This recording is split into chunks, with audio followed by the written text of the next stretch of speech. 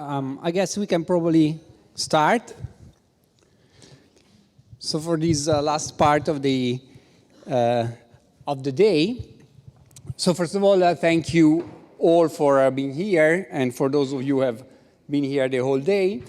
And this last part of the day is dedicated first to the presentation of some of the key findings of the 8th report of the Migration Observatory of the Centro, Studi, Luca and Collegio, Carlo, Alberto. And then to a policy roundtable on the issue of immigrant skills. And also, as some of you may, or and others may not know, we have been preparing this report annually for 8 years now, and the report is composed of a first part where we update annually a number of indicators of labor market integration of migrants across the EU, and then every year we select a specific topic which we investigate and deepen in the second part of the report. And the theme that we have chosen this year is the integration of high-skilled migrants in Europe. So one of the starting point of this presentation, so that's the part I'm going to focus on in this presentation, also because that's preliminary to some of the issues that will be discussed in the policy roundtable later on. So the starting point is that the share of tertiary educated immigrants in Europe is comparable to the share of tertiary educated natives. That is true in aggregate. So you see, like in Europe as a whole, there's 31% of immigrants who have tertiary education versus 35% of natives who have tertiary education. So about 1/3 of the population of both immigrants and natives is tertiary educated in the age range 25-65. But what's also even more remarkable is that even within country, the share of tertiary educated immigrants and natives are similar. So you see there is a very clear positive correlation between the share of tertiary educated immigrants and tertiary educated natives within each country. Italy, by the way, falls at the bottom, both in terms of the share of tertiary educated immigrants and in the share of tertiary educated natives. So the level of human capital, of university level human capital of immigrants and natives is similar in Europe. Despite this, even the highly educated immigrants are less likely than natives to actually have a job. So as you can see in this graph, this graph is reporting the differences in percentage point in the probability of having a job for first generation foreign educated immigrants with tertiary education from the EU or from non-EU in the green line relative to tertiary educated natives. So you see that there are quite a sizable differential in the probability of employment. And this differential here is plotted only for immigrants who have tertiary education, who have received their tertiary education abroad. There is a significant share of tertiary educated immigrants in Europe who have actually been educated in Europe, at least that they have achieved their highest level of education in a European country. So about 38% of tertiary educated immigrants in Europe have actually acquired their education, or at least part of their education, in the host country where they currently live. For this group of immigrants, the differences in employment outcomes with respect to natives are smaller, but they're still there. Okay, so even in this case, for this group of immigrants, so this group of immigrants are those who have received their tertiary education in the host country, they too are less likely than natives to actually be employed, to have a job. And the same is true also for second-generation immigrants, who by definition have acquired their tertiary education in the host country. So among second-generation immigrants with tertiary education, the probability of employment is lower than for similar natives, and those who come from those whose parents come from non-EU countries, or first-generation immigrants who come from non-EU countries, do worse than those who come from within the EU. But what what's important is not only that there is a difference in the probability of employment, but also in the types of jobs that those who do have, those that are actually employed are engaged in. So what we have in this, graph is the differential in the probability of having an elementary occupation, as is coded according to the ISCO codes, between highly educated immigrants and highly educated natives by generation and by place where they receive their education, by country where they receive their education. And as you can see here, there's a quite a remarkable difference. And the difference is more remarkable because these are percentage points, but there's only 1% of tertiary educated natives across Europe that are employed in elementary occupations. Okay, so the fact that there is a 10 percentage point differential, it means that immigrants, non-EU immigrants, foreign educated non-EU immigrants are 10 times more likely than highly educated natives to actually work in an elementary occupation. And for EU immigrants, this differential is 5 times. Okay, so the differentials are really remarkable. For those who have received a domestic education, so have been educated in the host country, the differential is smaller, but it is still there, especially for non-EU. However, there are no differences for second-generation immigrants. So second-generation immigrants are less likely to have a job, but conditional on having a job, they are not more likely to have a low-skilled and low-pay job than similarly educated natives. Another way of measuring skill mismatch is to compute a measure of overeducation. So if we define as overeducated everyone who has an educational qualification above the educational qualification that's held by most other native individuals who are employed in the same occupation, country, and age group, okay? So if our definition of overeducation is that we define as overeducated everyone who has an educational qualification above the modal education in an occupation, country, and age group, then we have that overeducation is pervasive among tertiary educated individuals in general. So according to this definition, some 38% of natives with tertiary education are overeducated. But what's most important is that this share is even higher among immigrants, and especially, once again, among the foreign educated first-generation immigrants. So first-generation immigrants with foreign education are more than 20 percentage points more likely than tertiary educated natives to be overeducated. And this is true, so there are two remarkable facts here. One is that in this case, the differential between EU and non-EU immigrants is very small. It's actually not statistically significant, okay? Second remarkable point is that even those who have acquired a tertiary education in the host country are more likely to be overeducated relative to natives with similar characteristics. The only group that, again, does not display any significant difference in overeducation are the second-generation immigrants. So now the question that arises is why is it the case that highly skilled immigrants are less likely to have a job and they're more likely to be overeducated relative to tertiary educated natives? So there are many reasons why this may happen, of course.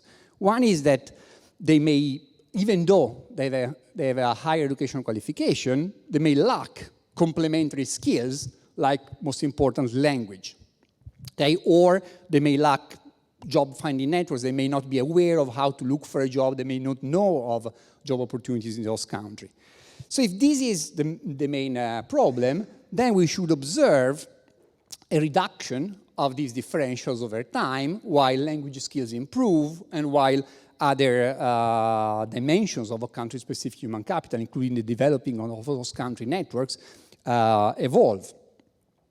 Another reason why we may have overeducation, or like we may label some immigrants as overeducated, is that what we measure as education is not does not correspond to effective education. So in other words, there is a difference in the quality of education that immigrants have received relative to the education of natives.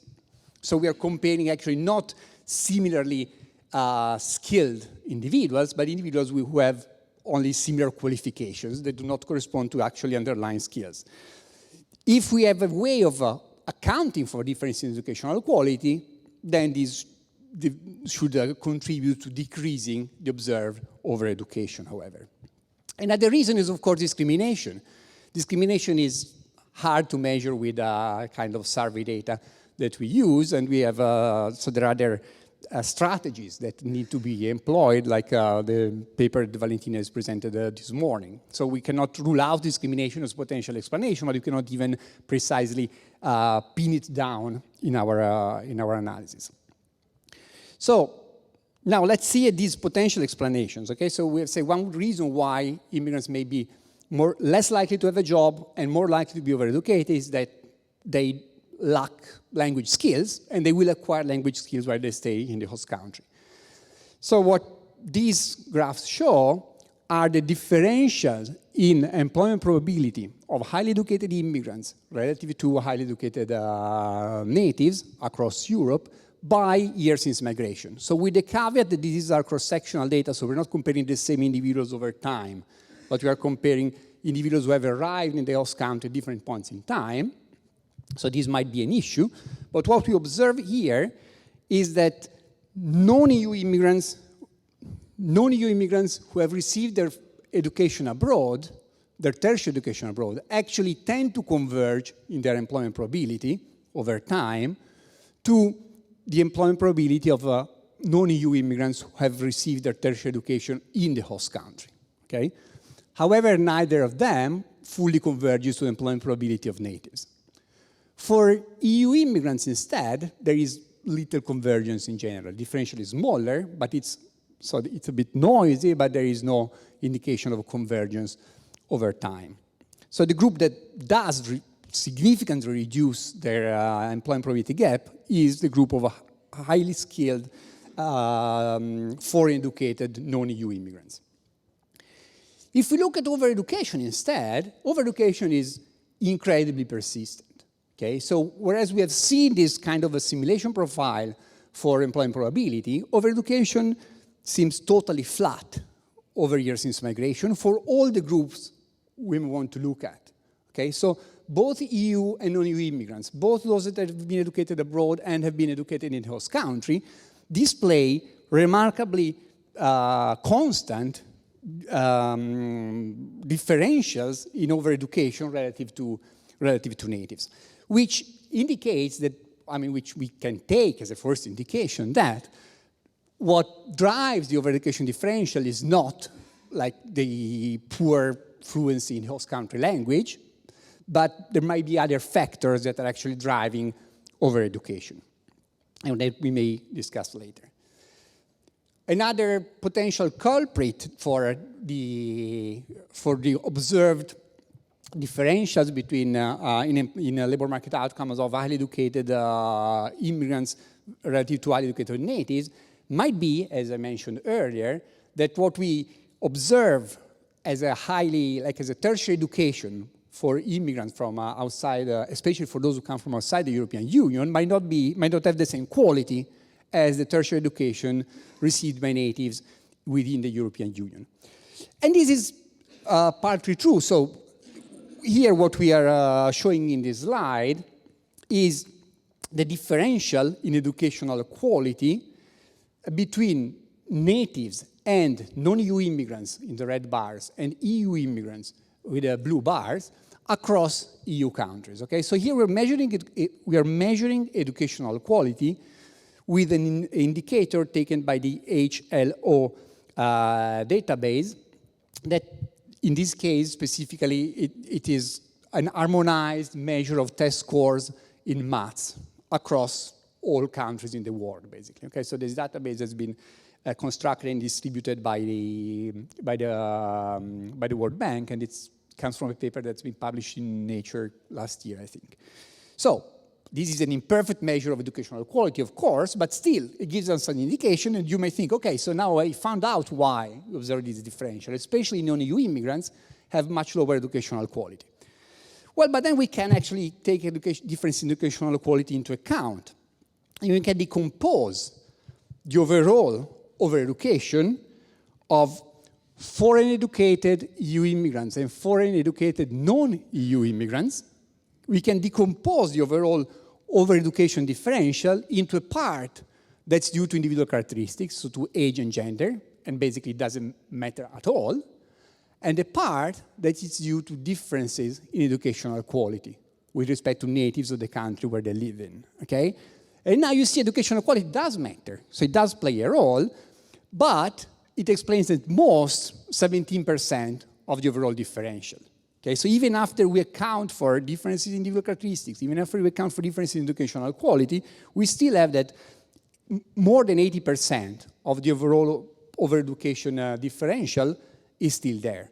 So it's not all about educational quality either. Okay? So these are just like some highlights of the report, and I'm going to conclude, and then we can I'm happy to take questions, and also we can discuss more during the round table. But why do we think these results are relevant? Well, because tackling the labor and skills shortages is a key EU objective. So it's also like 2024 has been denominated or has been dedicated as the European Year of Skills. So skills and tackling skills shortages is one of the key policy objectives at the EU level. Just a couple of days ago, when I was preparing the slides for this presentation, the European Commission has presented an action plan that was proposing joint efforts towards these objectives, so towards the objective of tackling labor and skill shortages in 5 different areas. And one of these areas is precisely attracting talents from outside the EU. So this is recognized also as a policy lever. And towards this goal, the action plan proposes that the European Commission will set up new skill partnerships under the Pact for Skills.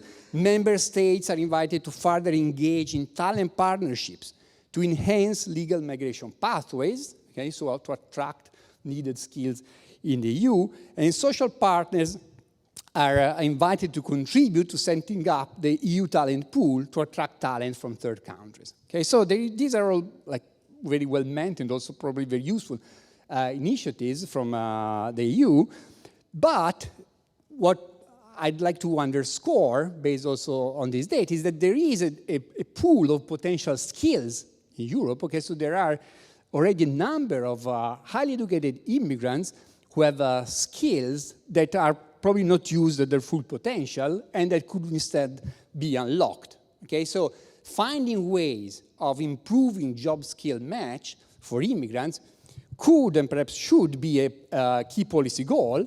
That requires, of course, actions on different fronts. So there's an issue of training immigrants for the specific needs of European labor markets, reskilling, so updating and improving the skills that they already have, especially because, of course, we have seen also from those trajectories, especially the first periods after arrival, immigrants tend to be employed in lower skilled occupation than they're trained for, so their human capital may actually depreciate throughout the migration process. And there may be a need of like updating and reskilling their human capital endowment, and also, of course, fighting discrimination. That might be another hurdle that stands between that impedes the reaching the objective of a full labor market integration of immigrants in Europe. All right, so these are the key results that I want to talk about, and I don't know whether we should perhaps, if there are any questions, or otherwise we can probably start the panel, and then I may take questions afterwards. Thank you.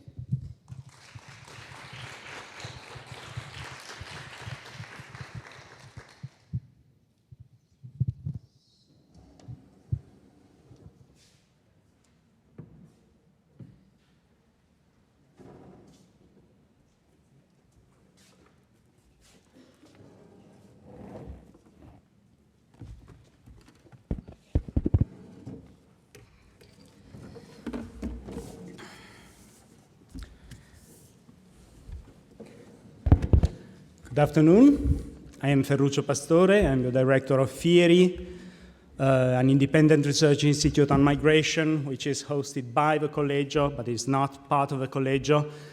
Thank you very much, Tommaso. Thanks to the Collegio and to the Luca Centro for giving us the opportunity to collaborate since 8 years now. It seems incredible in this annual conference, which is great. Tommaso described a situation, I think an incredible situation, marked by a massive waste of migrants' human capital, notably with a sizable share of overqualification, which is large, which remains unexplained, which is the way in which economists call racism. I'm joking, but it's more complex, but there is also racism and discrimination, of course, behind it. The paradox is that this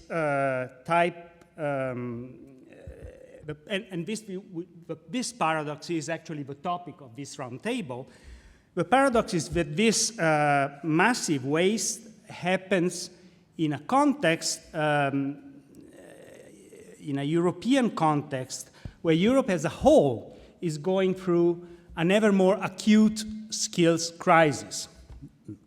The EU estimates that in 2012, the overall vacancy rate at EU level was 1.3%, while it grew in 2022 to 2.9%. So it almost tripled.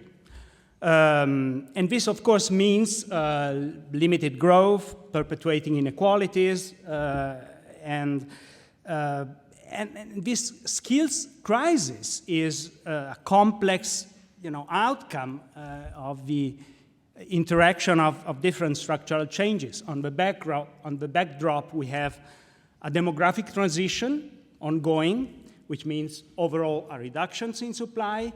But in the forefront, we have, so-called twin transitions, green and digital transition, which generate new demands for skills for which we collectively are unprepared.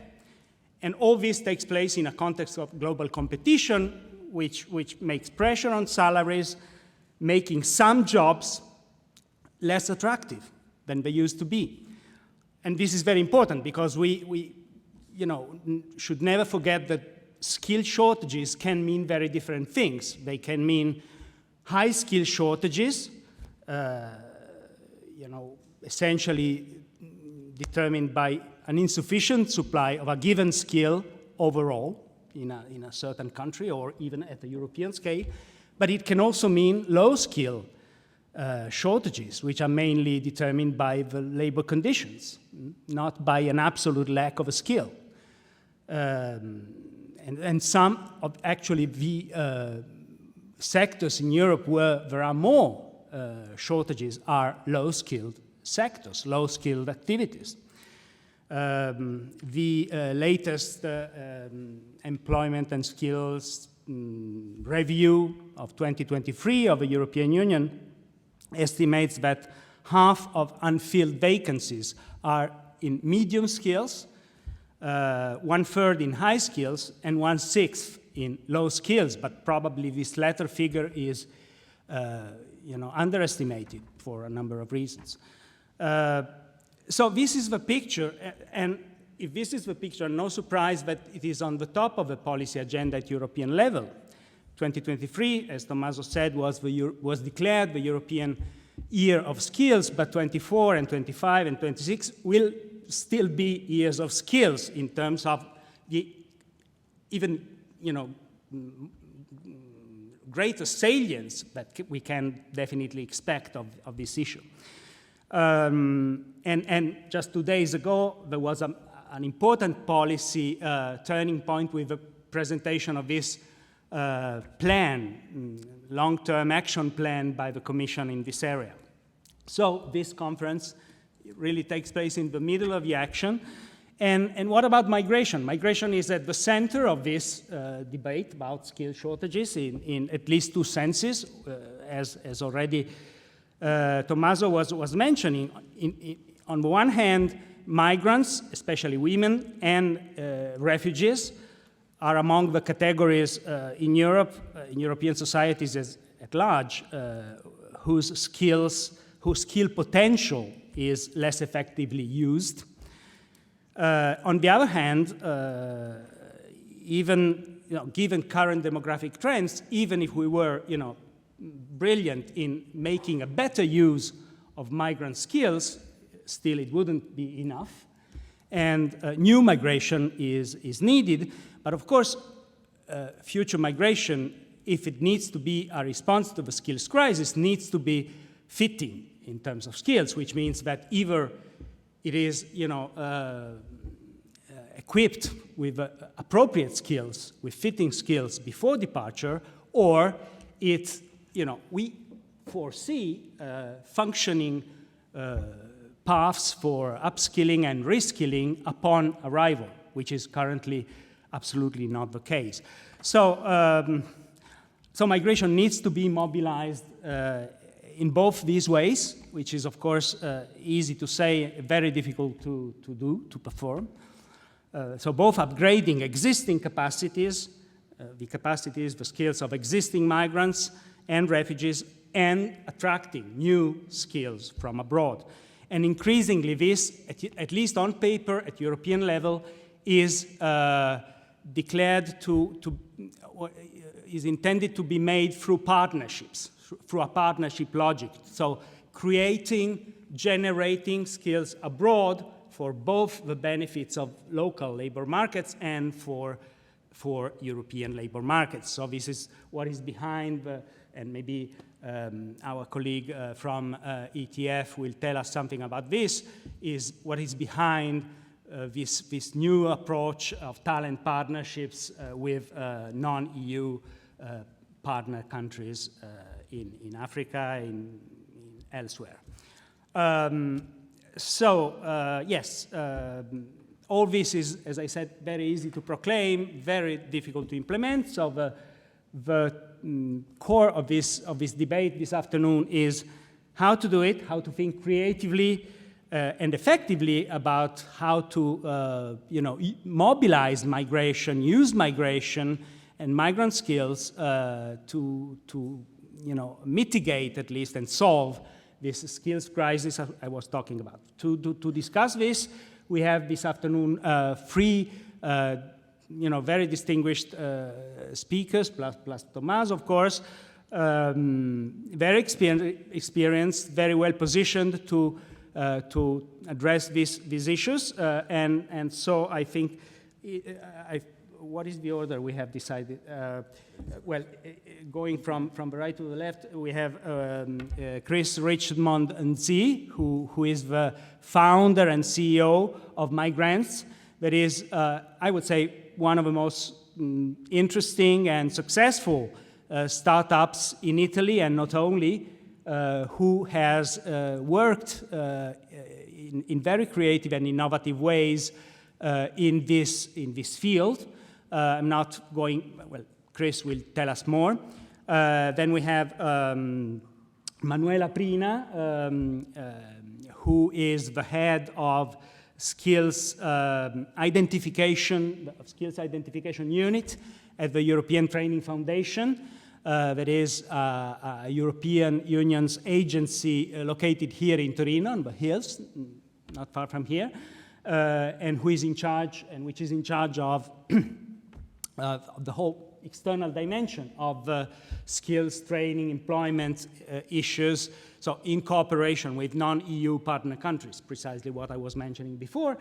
And finally, last but not least, we have Raffaele Ieva, who is the head of integration division at the Ministry of Labor in Italy, in charge also of these issues. So I think it's a wonderful lineup of speakers. I would suggest that we give 10 minutes each for a round of presentations, and then we open to to the floor for questions, and then we will have a second round, including Tommaso this time to continue. So maybe we can start with Manuela, maybe from the international dimension, and then zoom on the Italian situation with Raffaele and Chris. Manuela. Thank you. I'll make some noise when you have okay. 2 minutes Yeah, left. it's fine. I'll be brief in this first round. So first of all, good afternoon, and thank you very much for the invitation. I would like to ask, first of all, if all of you know about the European Training Foundation. If you know about it, just raise your hand. Be sincere. Okay.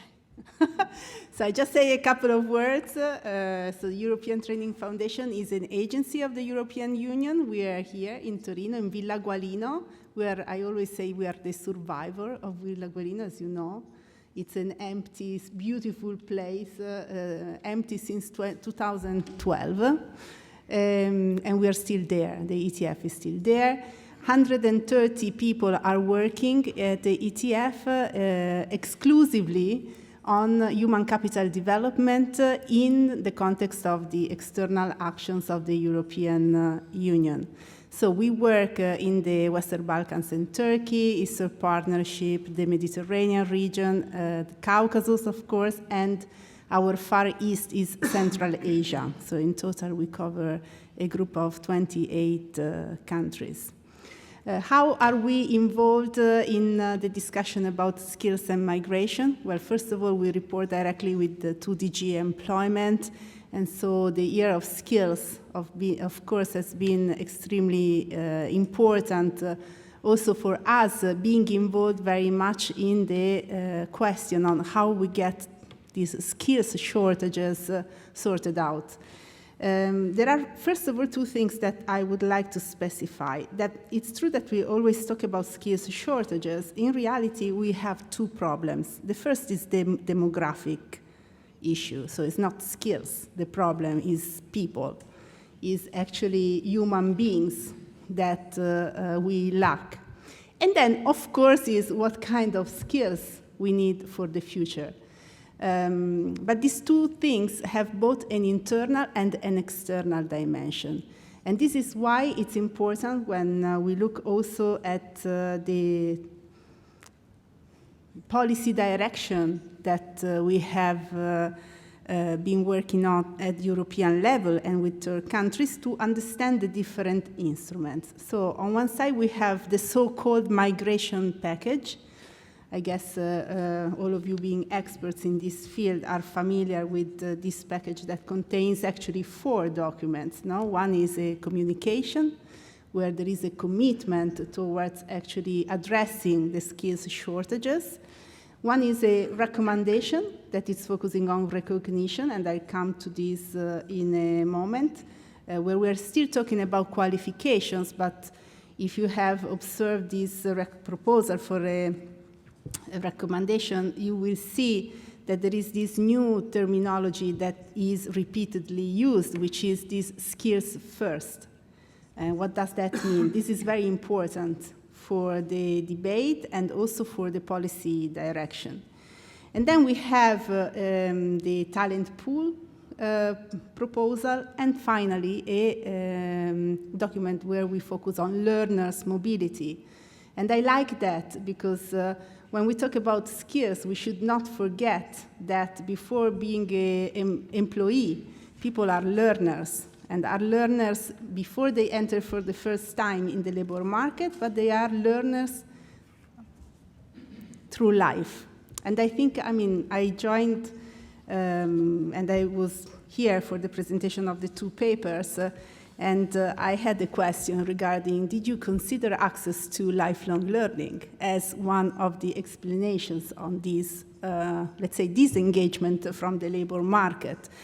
Because this is one of the top priorities of future policies of the EU, is access to learning, access to skills development, not only at the entry level, but through life. And this is an important policy dimension, not only for migrants, but also for workers in the EU. And you know that one of the objectives for 2030 is to have 60% of adults attending or being involved in lifelong learning every year. So 60% means also 60% of us every year. We know how is it difficult to actually get to know something new and find time for it. So going back to the policy recommendations, we heard, just 2 days ago, there was the release of what is next for the year of skills. First, why the Pact for Skills is so important and why it is so important to enlarge this to an external dimension. Because the realization is that when we talk about skills shortages, we need to talk about sectors. Each sector has different dynamics, and it's impossible to stay at the generic level of the migrant. It means nothing, you know? We need to look at the person and the person in the context of a specific sector that has its own dynamics and also its evolution in terms of skills demand. I think you referred to a survey, the European Skills and Jobs Survey, which measures the skills intensity in relation to the digital skills. So when we talk about low, medium, and high, we talk about the digitalization of the labor market. So the fact that workers have or are expected to have a medium intensity digital skills means also that certain jobs in agriculture, in construction, cannot be performed today with the same skill set that we had 10, 15 years ago. Well, I think you all can see that, but not even a hairdresser today can work without knowing chemistry or doing some specific computerized job in terms of looking how best you fit with a certain color. So we need to expect an evolution, and this is very important also when we talk about integrating migrants in the labor market, because it's not only about basic skills, it's also the evolution of skills in that sector. Now, what happens, and I will stop here for a first intervention, with this key direction. So the talent partnership, you know that we have concluded 5 at the moment with Tunisia, Egypt, Morocco, Pakistan, and Bangladesh. And we have 2 in preparation with Nigeria and Senegal, are really agreements where the European Union comes in the role of policy dialogue, bringing the so-called Team Europe together, but the agreements are still signed off on bilateral basis. And this is very important to know, because still the migration policy lacks this European approach to skills. But okay, it's a good start. 5 countries, the needs are many, we'll see how it goes. The talent pool, you know, it's built around the experience of EURES, which is a tool for European labor mobility that has been in place for 30 years. Success of EURES, I think it's debatable. The talent pool will build on this experience, and we will develop it in the next 2 years, so it's still in the making. Not many member states have, at the moment, signed off for it, so the contribution and also the participation will be voluntary. And last, but for me it's the most important policy direction, is this skills first, which is something the ETF works a lot for, which brings in some recommendations. And I moderated a discussion with key European stakeholders just 2 weeks ago. So I thought of sharing with you some information that came up from that debate around 4 key, let's say, keywords. What we need to promote for the future. So the skills first approach, of course, aims at a quicker integration in the labor market, aims at putting the attention on micro-credentials, and aims at accelerating the solution of skills shortages without necessarily going through the quite demanding process of recognition, qualification awarding, etc. But also builds on incredibly good experiences that we have in the real life of the labor market of skills assessment and integration in the labor market directly. So we need to promote micro-credentials, where many countries in Europe are, I think, investing a lot. Validation, guidance, and inclusion. We need to prohibit discrimination, bias, inequality, and devaluation of qualifications.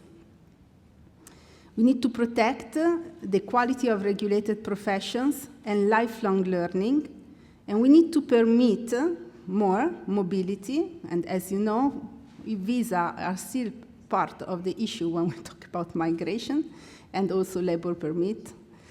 Flexible pathways, but also reskilling, which is an incredibly important part, especially when we look at the long-term evolution of labor market opportunities and integration for migrants in the labor market in the European Union. And as a first, I will stop here. Thanks a lot, Manuela, for this overview of a wide range of tools, of policy initiatives. And I must say that, unfortunately, this strand of the policy, of a EU policy approach to migration has been kind of put on the back burner in the last months, because the latest edition of a new pact on migration and asylum, which is about to be approved by, formally approved by the Parliament and the institutions, doesn't contain this whole set of and only focuses on defense of borders, protection of borders, and enforcement and returns, rather than attraction. So the paradox in the European policies is that, we talk a lot about becoming more attractive, but we are actually pretty repulsive in practice. But thank you very much. Now we move to Chris, Richmond, and C, for a reflection and an illustration of a concrete experience, a very variegated and innovative one on how to do best. Thank you. Thank you, Ferruccio. Good afternoon, everyone. Happy to be here. Happy to reconnect with Manuela. Long time no see. I'm the founder of Mygrants. I'm a digital entrepreneur, what we call a start-upper. We incorporated this for-profit company back in 2017 in Italy. But before building Mygrants, I was a data scientist and predictive analyst for a well-criticized agency of the European Commission called Frontex. And I had the privilege to be there at the right place at the right time during the Arab Spring. And I really understood not just the value of data, but also the struggle of the European Union, member states in managing migration flows. And I really understood that the missing point was, a huge database with all the skill sets of the asylum seekers, migrants, and refugees already in Europe or with the desire to, move to Europe. So that's basically the reason why I decided to resign and to become an entrepreneur. When we incorporated the company in 2017, the number of international migrants was close to 244 million people. To date, that number is close to, exceeded 300 million. So we're talking about more or less 10 million new migrants every single year. And it's also true that, in the next 25 years, that number will triple, and we talk about 1 billion migrants worldwide, especially for climate change. I personally believe that migration is the second greatest social challenge of our times, right after climate change. And I'm really happy to, embrace and address this challenge using technologies and innovation in general. It's also true that we have more or less 54% of, worldwide companies, including, in Italy, struggling in finding the right skill set they need to fulfill their shortage. So there is, the opportunity to unlock migrant skills as has been said before, to provide to for-profit and not-for-profit organizations candidates equipped with the skill set they need to fulfill their shortage to continue to generate a social and economic value. There is a term in the US, sensdemic. I don't know how many of you already heard about this thing. Well, sensdemic is the risk to have not enough people to satisfy the labor market shortage. And this is a condition that not only Italy has to address, but the same problem is in Japan, the same problem is in the US, in Canada, and so far. But it's also true that there are two different ways to solve this sensdemic situation. The first one is increase the level of robotization, something that Japan is taking in consideration because they are skilled enough to do that. The second option is what Canada decided to do, so bring in every single year new workers, young workers, able to fill the national shortage. So unlocking migrant skills is not just an opportunity to better manage international migration flows, but it's also an opportunity for host communities and specific countries to not just be competitive at European level, but also at international level. So more or less, this is the why we decided to build this for-profit company named Mygrants. And what we do is really simple. We have 3 different services that we provide to our beneficiaries and to host communities.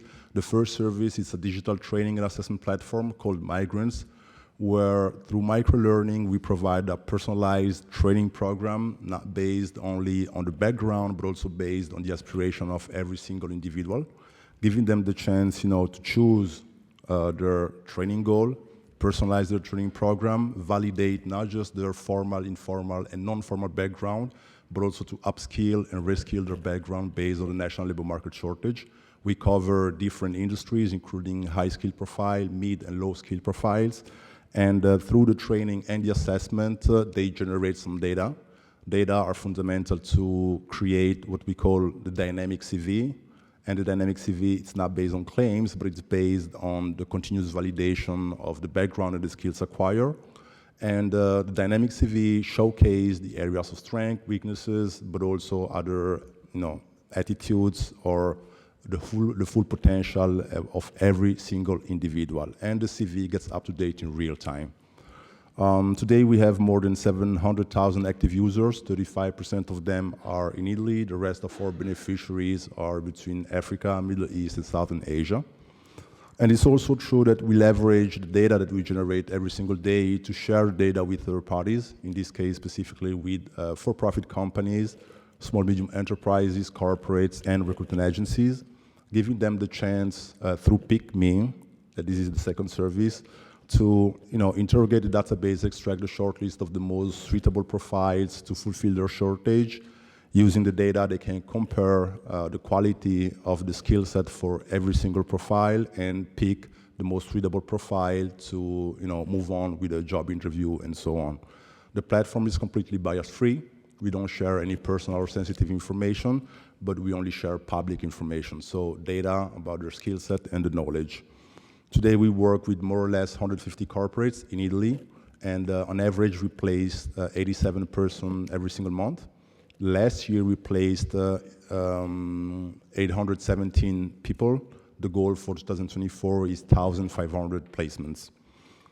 Normally the placements start with an internship, but it's also true that 86–87% of the internship are converted into long-term jobs, and this is the real impact and benefit that we generate for both sides, beneficiaries and companies in general. In the meantime, we're also testing something called CashMe. It's an algorithm to build more trust between migrants and financial institutions, especially banks, insurance, and householders, to give the chance to our beneficiaries to provide us trustworthiness and be able to get access to financial services, including personal loans or access to housing and stuff like that. This is something that we are testing, and we will provide a full service by Q2 2024. And those three kind of services are necessary to, solve three different great challenges that we have. The first challenge is to make a better use of the skill set already existing in Italy. The second challenge is to map the talent of every single potential or aspiring migrants before their departure, so in their country of origin or in the countries of transit. And the third challenge that we would like to solve, this is, a systemic impact, is to relocate and resettle migrants and asylum seekers based on their skill set and based on the skills requested in different specific countries, not just in Europe, but also internationally. So I believe that we have the knowledge, we have the skill set, we have the tools, we have the technology. It's a matter of the willingness to make it better and not continue to complain that we have a lot of migrants. And it's also true that when the Arab Spring started 15 years ago, more or less, politicians said, we will do better, we can do better, we will find some solutions. But 15 years later, we're still finding and we're still seeing the same problems that we witnessed 15 years ago. So if we continue to do the same things every single day, we cannot pretend to have a different outcome and output. Thank you. Thank you, Chris. Yes, the core of innovation, from my point of view, is that the dynamic CV is not based on claims, but on objective indicators of soft skills through gamification. And this is something that, unfortunately, at European level is not broken through yet. There is still this common skills profiling tool promoted by the EU, which is a common CV, basically, which is not enough for employers because it's based on claims. And this is what I think makes the difference and made it so interesting for us and many others. This experience of Mygrants and then the subsequent spin-offs. Thank you very much, Chris. Now we move to the Italian administration with Raffaele Ieva.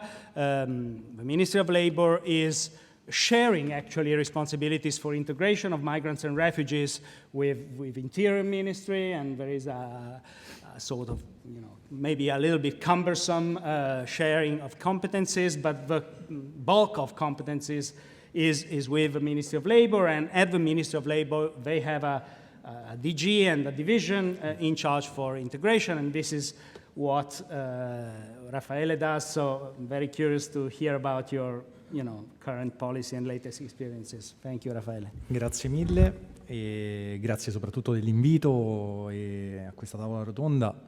Già gli interventi dei colleghi sono stati assolutamente interessanti e pieni di spunti. Sicuramente dal punto di vista del Ministero del Lavoro è interessante e stimolante poter cogliere, ripeto, spunti e iniziative che si sposano un po' con quello che noi cerchiamo di fare, ma che anche ci danno l'opportunità di riflettere sulla direzione nella quale dobbiamo muoverci e spingerci. Sicuramente sia per le società europee che per la società italiana va riconosciuto quello che è il valore inestimabile delle competenze, della passione e dell'energia che i migranti portano nel nostro paese e insieme con la società civile, con le parti sociali, le autorità nazionali e con le imprese non possiamo che concentrarci su quelle che sono le risorse positive che la migrazione porta con sé e fare in modo di lavorare per migliorare quelli che sono i percorsi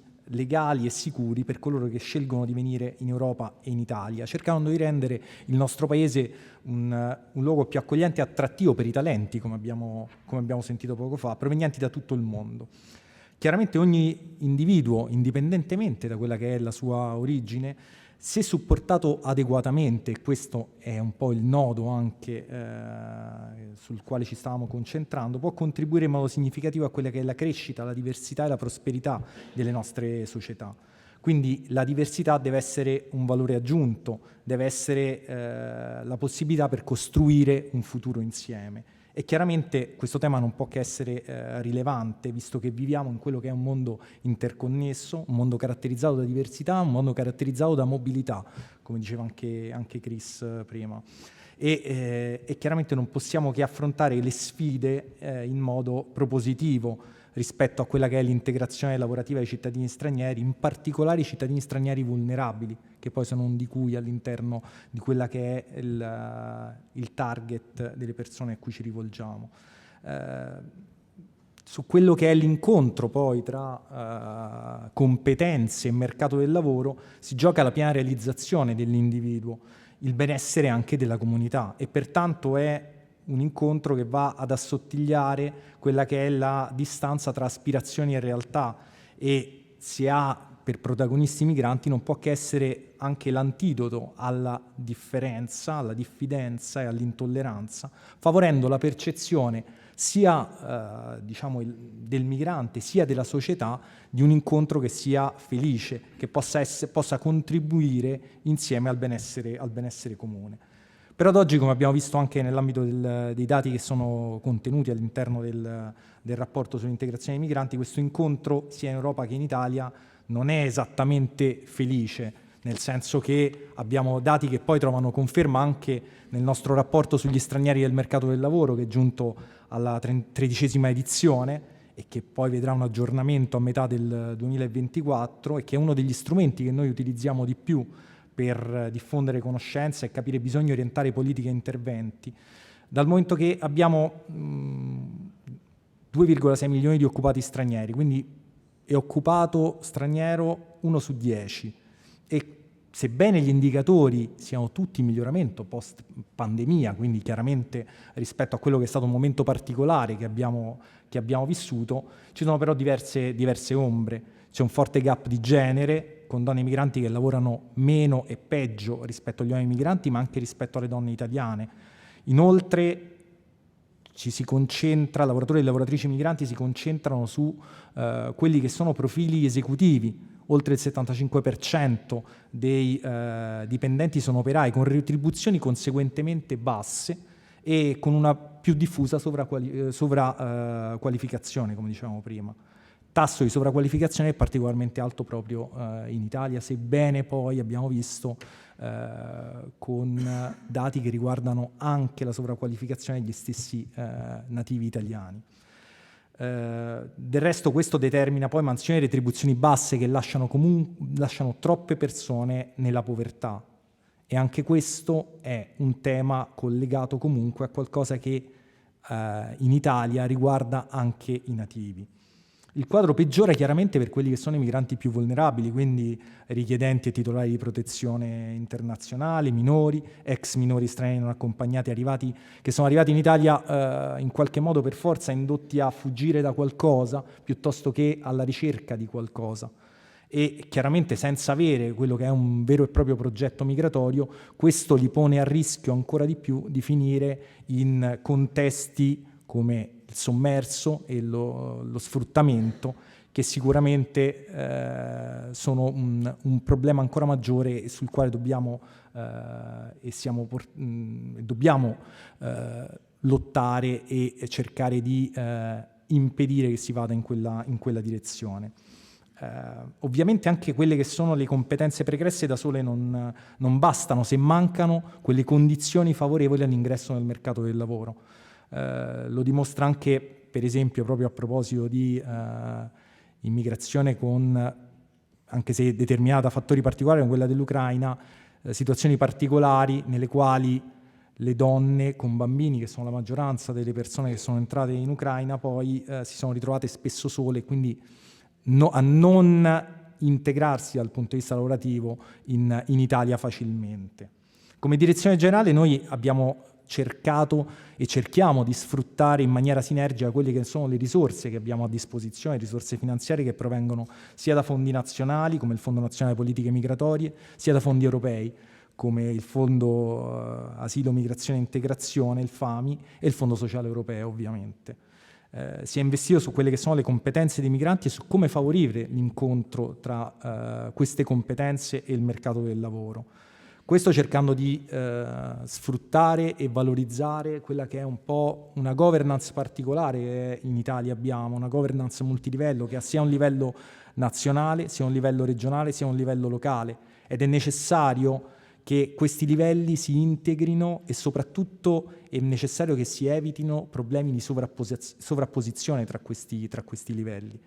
Pertanto sia con il progetto in particolare Impact, sia con il progetto Prima, che sono progetti che ancora proseguono nella nuova programmazione, abbiamo cercato appunto di lavorare sia sull'accesso ai servizi per l'integrazione e la partecipazione dei migranti nelle società di accoglienza, sia poi nel creare il collegamento tra i servizi per il lavoro pubblici e privati e quelli che sono i servizi sociali per l'inclusione e l'accoglienza a livello locale, cercando di valorizzare l'accesso all'informazione e ai servizi di formazione, la messa in trasparenza delle competenze e delle qualifiche, l'utilizzo di strumenti specifici di profilazione delle competenze come l'EU Skills Profile Tool e l'autoimpresa. Quindi coinvolgendo numeri importanti peraltro su Impact 2 milioni di cittadini di paesi terzi, su Prima 31.000 migranti che hanno beneficiato di queste azioni. Per i vulnerabili poi, quindi parliamo sempre, come dicevo, di titolari di protezione internazionale o richiedenti e minori stranieri non accompagnati o soggetti che escono da quella condizione, abbiamo cercato insieme con Sviluppo Lavoro Italia, il nostro ente in-house, prima si chiamava Ampal Servizi, di realizzare percorsi di politica attiva che possano creare competenze e relazioni e soprattutto esperienze di tirocinio che consentano a queste persone di entrare nel mercato del lavoro avendo già un collegamento con quelle che sono le imprese, quindi avendo la possibilità, e abbiamo verificato che abbiamo avuto la possibilità di sviluppare e di determinare poi diverse assunzioni da questo punto di vista. Ovviamente continuiamo a investire su questo. Col FAMI e il Fondo Sociale investiremo in questo altri 60 milioni di euro nel periodo 2021, una programmazione 2021-2027, e cercando di agevolare anche l'ingresso nel mondo del lavoro e questi percorsi di politica attiva e questi tirocini, favorendo tutte quelle che possono essere circostanze come la conciliazione casa-lavoro, come servizi di trasporto, servizi di alloggio, proprio per favorire e creare tutti quegli elementi che possano agevolare e migliorare l'ingresso nel mercato lavoro di queste persone che altrimenti potrebbe rimanere ostacolato dalla mancanza di supporto in questo senso. E con Union Camere abbiamo lavorato per creare imprese di migranti, anche qui favorendo il contatto e l'informazione su come ottenere il credito, che come diceva anche Chris è fondamentale per poter creare impresa, perché ovviamente l'accesso al credito per queste persone è particolarmente complesso e difficile. Quindi diciamo che da questo punto di vista ovviamente anche lo sforzo che è stato fatto nel creare e con il decreto flussi che determinerà nei prossimi 3 anni l'ingresso di 450.000 persone che dovrebbero essere allineate, su questo dovrà essere fatto un grosso sforzo, allineare alle esigenze delle imprese l'ingresso di persone che abbiano le competenze idonee per poter intercettare quella che è la domanda di lavoro. Ovviamente questo però avverrà e dovrà essere perfezionato anche qui in Italia, non potrà avvenire in qualche modo magicamente, è necessario comunque creare dei punti di incontro e di contatto e allineare quel mismatch che c'è tra le competenze effettivamente possedute dalle persone che entrano nel nostro paese e le competenze richieste da queste imprese. D'altro canto le stesse imprese stanno facendo, devo dire, uno sforzo notevole da questo punto di vista. Noi abbiamo un protocollo d'intesa, per esempio, con le parti sociali nell'edilizia, che ha avuto un grosso successo senza risorse pubbliche, risorse private, e nelle quali le scuole edili formano soggetti che si candidano in tutta Italia, nelle varie regioni, e che si trovano nei centri di accoglienza e che possono essere formate e in gran parte assunte poi alla fine dell'esperienza di tirocinio, ma laddove ciò non avvenisse comunque gli crea delle competenze che anche nel medio periodo possono essergli utili per arrivare a questo risultato. Un'ultima cosa soltanto, anche quella che è la formazione, il primo protocollo che è stato firmato con la Tunisia recentemente per la formazione in Tunisia, sulla base delle esigenze ovviamente manifestate dalle imprese italiane in funzione di quelli che potranno essere l'ingresso extra quote da parte di lavoratori tunisini, che è diciamo un po' in linea con quelle che sono le indicazioni appunto che anche a livello europeo abbiamo e che poi dovranno essere sviluppate anche nei confronti di altri paesi. Questo è soltanto l'inizio di un percorso che stiamo cercando di sviluppare. Grazie mille. Grazie Raffaele per questa panoramica, and now I think we moved straight to the public to collect a couple of questions, if there are, to our speakers before giving the floor back for maybe to Tommaso and the speakers. Any question, any comment? One there, Irene, my colleague Irene Ponzo. Thanks. Well, thanks for your inspiring inputs. As far as I understood, we need to improve the training solution for the upskilling, reskilling, lifelong learning of migrant and I would say non-migrant workers.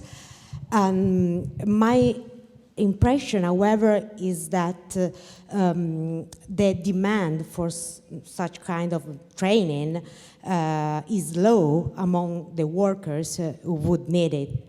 And then I wonder whether, at least in Italy, I would say, then I wonder whether it is correct, and if so, what we can do to foster and support the demand for this kind of training that is needed. The gamification could be an option, but of course it's not enough. Thank you. Thank you. Another question here. Yeah, thanks. That was very interesting. Question to Manuela. So you were talking about these micro-credentials. I mean, I don't know much about it. Sounds interesting. If you could talk a bit more about it. And one specific question I have is, sometimes it's even for, let me call it macro-credentials, it's hard to understand what they actually mean, right? I know what a school degree is, I know what a university degree is, so that is kind of easy maybe to interpret. But then if you have all these sort of very detailed, very micro-credentials, how can employer understand what they actually mean, right? Is that a problem that you have to deal with and that you have something to say about? Thanks. Thanks a lot. Any other question? Yes? Thank you so much for this interesting event. And I would like to make one question regarding, because of course we can identify some possible solution. We have seen today also the problems. But if there is a political demand that actually is going in the opposite side, it is possible that the private sector will be a key player that can help to solve things that politicians cannot do, because the public is asking not integration, basically the opposite. So first thing, I would like to understand how the private sector can go against this tendency, and secondly, how European and other institutions that do not need directly the support of the people can fit policies that in some sense, even if it is not in discussion in the general public, can help to go in the opposite direction to the political demand. Thank you very much. Okay, I think we can give the floor back to our speakers. So there is, I think, very three interesting questions. The first about demand for upskilling. I think it's appropriate for you. I mean, do you want Chris to try and answer that one? Or any other? I'll do my best. Yeah, obviously, I mean, there's a lot of, training opportunity, formal, eventually informal training opportunities. We are non-formal training opportunity. But I believe that, it's impossible to force someone to learn something they don't want to learn, right? But what we can do is to engage someone in, a better learning experience. And this is what we do, right? And it's also true that I believe that a training program cannot fit for all. And that's why, the personalization of the training program based on your, not just your background, but especially your professional ambition, it's something that is really relevant.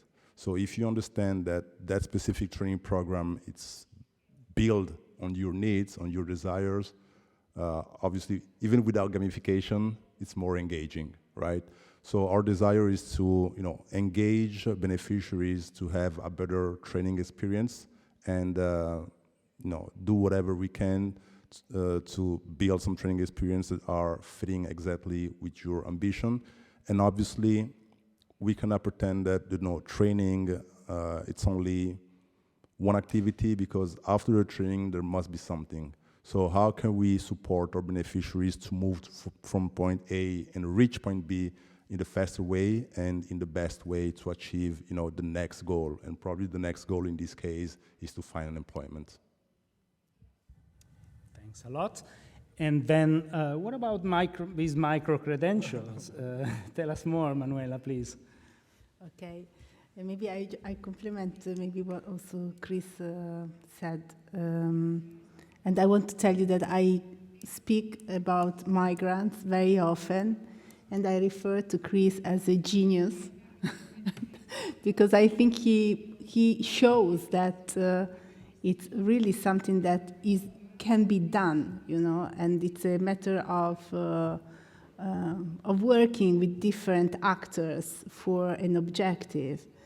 And of course, the policy and the political dimension bring in more complexity, but it's a demonstration, I think, and that things can be addressed. So when we talk about the demand for learning, first of all, we need to ask ourselves what do we have in mind when we say learning.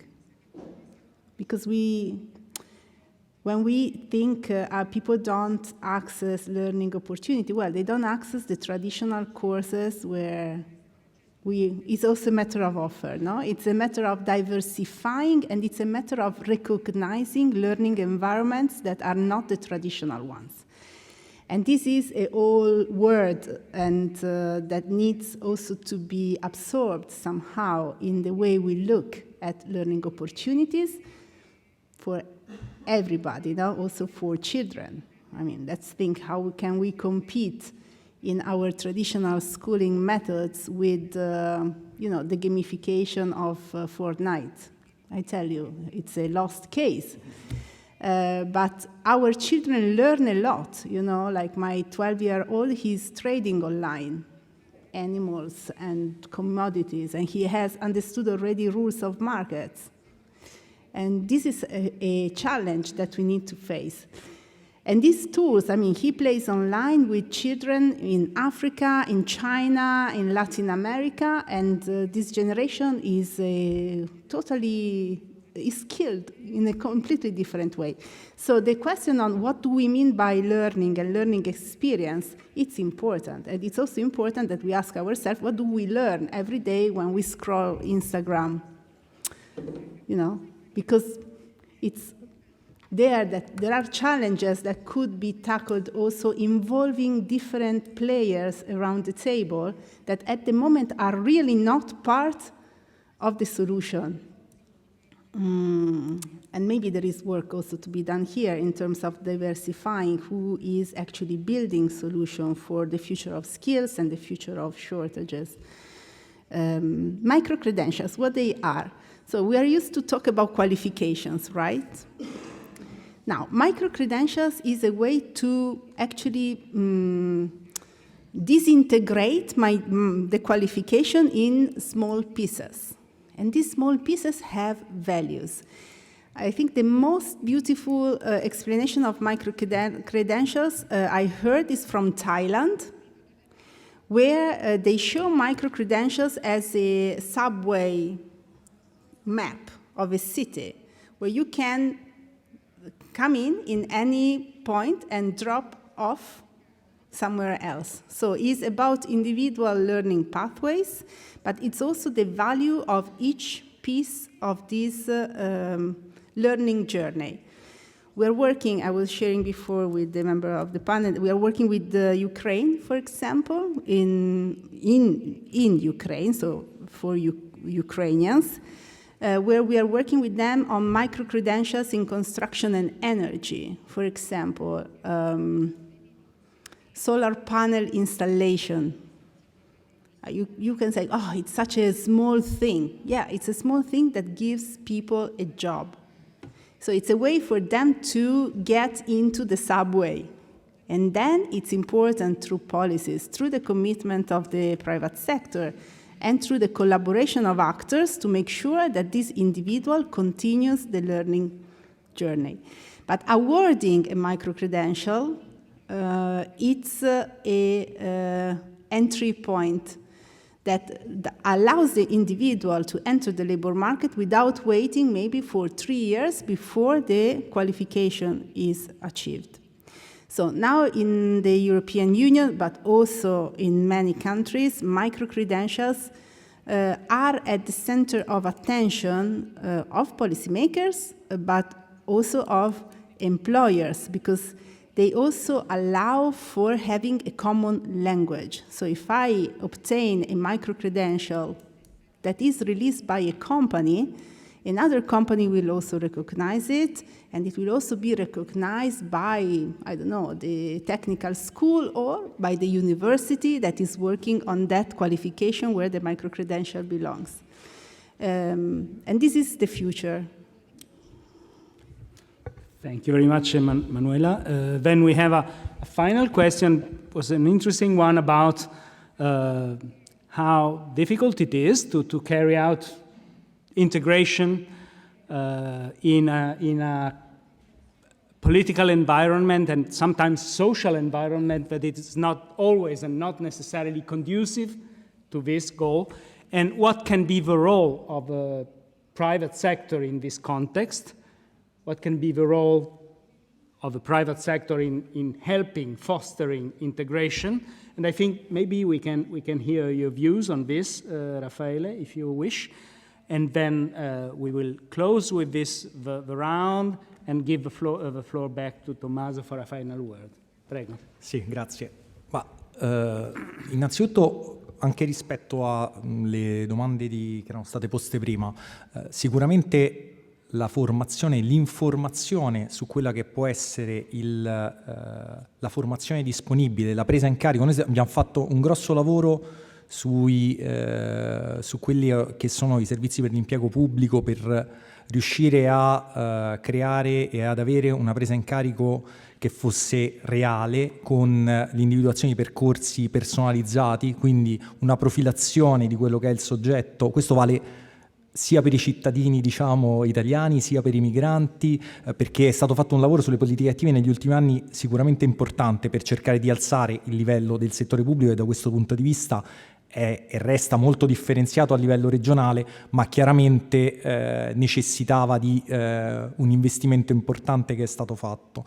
E questo cerchiamo di fare, come dicevo prima, anche nei confronti dei soggetti che entrano da altri paesi nel nostro paese. Quindi la possibilità da questo punto di vista di far percepire alla persona effettivamente e di creare sulla persona un percorso di formazione, un percorso di politica attiva, un percorso di ingresso o reingresso all'interno del mercato del lavoro è fondamentale, e questo chiaramente aumenta anche la sua autopercezione dell'importanza della formazione per poter accedere a quel lavoro che gli consenta poi una compiuta integrazione. Per quanto riguarda il collegamento con il settore privato, chiaramente, e l'importanza del settore privato, un po' l'accennavo prima, è fondamentale che settore pubblico e settore privato possano lavorare insieme. le sinergie tra il settore pubblico e il settore privato sono sempre più ricercate. Nella formazione poi in maniera particolare, io vengo da quel settore, ecco perché un po' la faccio un po' più a 360 gradi, perché chiaramente se nel creare un percorso di formazione noi abbiamo al tavolo sia la parte datoriale sia la parte sociale, questo ci garantisce più facilmente il raggiungimento del risultato, la tutela della persona stessa coinvolta in quel percorso di formazione, perché c'è la garanzia della parte sindacale e dall'altra parte rappresentata l'esigenza della parte datoriale, quindi una responsabilizzazione di tutti i soggetti, di soggetti privati, e come dicevo prima sicuramente il privato da questo punto di vista sta rispondendo e noi dobbiamo saper cogliere questa risposta che viene data dal privato perché è guidata fondamentalmente da un'esigenza che il privato ha, cercare di coprire quelle carenze che a livello di personale ha, quelle carenze che a livello di competenze il personale che sta cercando ha, e quindi ha tutto l'interesse a formarli nel miglior modo possibile, perché questo gli garantisce di raggiungere poi l'obiettivo e la mission che la stessa impresa ha. Noi dobbiamo cercare di agevolare e favorire ovviamente attraverso anche risorse pubbliche, ma anche semplificando i processi, i procedimenti, fare in modo che tutto questo si possa realizzare nel modo migliore possibile e cercare, come dicevo prima, di eliminare quei rischi di deviazioni collaterali che si possono innestare nel momento in cui l'accoglienza e la fluidità di questo percorso non è garantita. Molte grazie. Thank you very much. We have gone a little bit beyond schedule, but not too much. And now the floor back to Tommaso for a few final words. Thanks all for the patience and for remaining until now. Yeah, no, thanks. Thanks to all the panelists and thanks Ferruccio. So I don't have much to add to what the panelists have said. Also, it's outside my domain. I think my job as a researcher is to try and identify potential problems or areas where policy interventions might be needed, but it's someone else's job to actually think of what these policy interventions might be. Just one thing that I may add to what's been said is that so I've heard about a lot of very interesting initiatives and partnerships, public-private partnerships or partnerships with business organizations and so on, and also a lot of initiatives to train new migrants or development of training opportunities for potential new migrants. But what I think it is important, and what I by preparing this report every year, I'm basically forced to remember every year is that we also have to deal with immigrants after their arrival. So we have an issue in Italy and in Europe as a whole of integrating properly migrants who've been here for several years and fall behind and still struggle to develop their full potential. So this should also, I guess, be a policy objective, and not only to, aside with facilitating integration of new arrivals, or with a very important but small-scale interventions. One thing that I might add as a researcher is that Centro Studi Luca together with FIERI is in fact involved in a new research project that's funded by the Horizon program, so EU-funded project that's exactly looking into the issue of skills. So it's a project called Global Strategy for Skills Migration and Development that's just started in January 2024, and whose objectives, I think, are very fitting with what we've been discussing so far. That's why I like to underscore that. So the objectives are to better understand global skill shortages in some selected sectors, strengthen evidence-based policies through new evidence on various global mobility schemes, and focus on skilled migrant workers' experiences with skilling, upskilling, and reskilling in the EU and non-EU regional context. So I think if you stay tuned, we might have new findings to show in a few months or years. Yeah, so I think then should I conclude also? So, okay, so I conclude by thanking all the panelists, of course. Ferruccio has chaired the panel. I want to thank everyone who has been here, the speakers for this morning and the afternoon, and everyone who's made this possible. So Alberto, Chiara, Simona, Angela Dal Monte, who's been essential in writing this report. And that's it. So thanks, everyone.